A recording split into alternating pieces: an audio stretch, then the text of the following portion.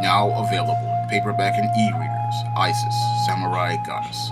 The goddess next door takes on kung fu killers in this action-packed martial arts Isis series adventure. Get Isis, Samurai Goddess in paperback and e-readers today. I got an opportunity to take a look at the CW's Black Lightning trailer at the library this Friday. Unfortunately, because I was pretty much making a video discussing the reasons why it's detrimental for the Black Lightning show to not be a part of the Berlantiverse, the Arrowverse, or the DC television universe, as comic fans want to call it, I wasn't able to express my thoughts related to the trailer. Now I have an opportunity to express my thoughts about this trailer, and I'd have to say I'm really not impressed about what I saw in that Black Lightning trailer. Yes, in the beginning, it looks exciting to see this Black Lightning coming to the screen. However, when I look at the show's trailer from a more critical perspective, after digesting my thoughts on it, I just see another run of the mill, by the numbers show. When I look at Black Lightning, I don't really see anything that really grabs me. It looks like a desperate attempt to deviate some ideas from Luke Cage and fuse them with some of the concepts of the 1994 show Mantis.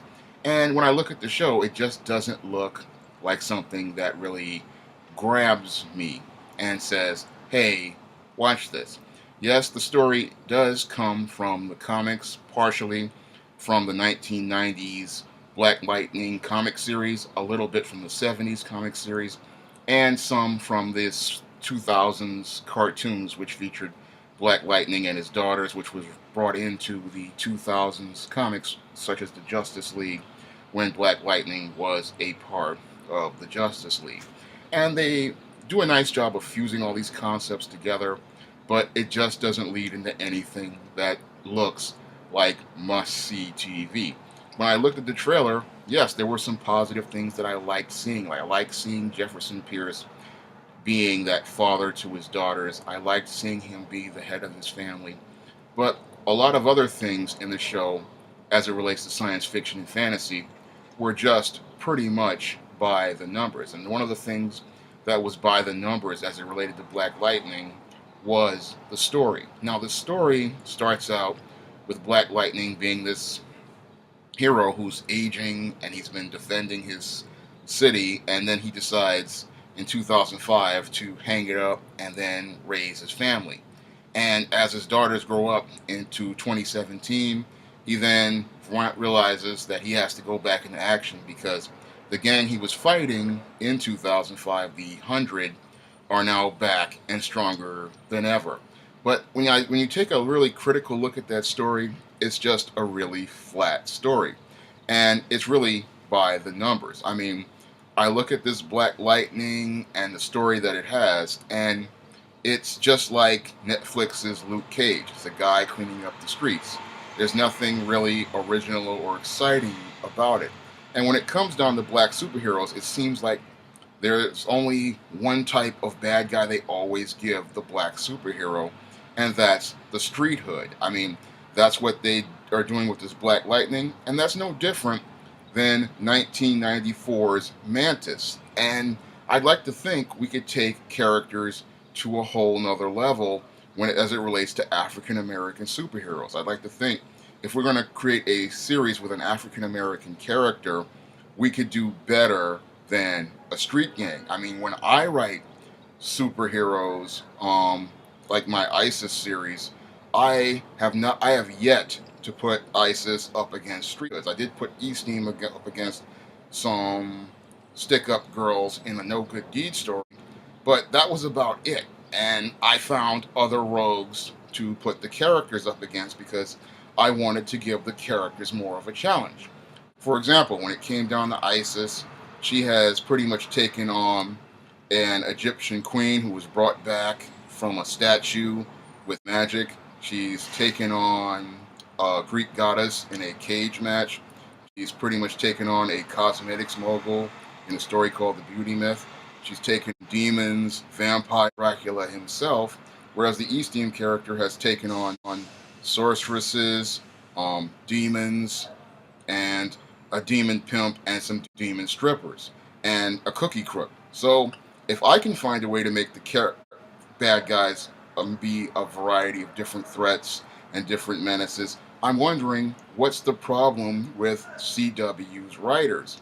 You could do better than a street gang for a black hero. I mean, I look at this whole clean up the streets things. Yes, it's a nice idea, but I would like to see a little bit more variety. I'd like to see a little bit more fantasy mixed in, a little bit more science fiction, and I'd like to see something interesting related to the bad guys. When I look at this Black Lightning show, you coming at me in the trailer saying that the biggest threat this guy has to take on is a street gang, and that's pretty boring when you think about it as it relates to science fiction and fantasy. I mean, Xena had Callisto, Buffy had the Master, and numerous rogues in her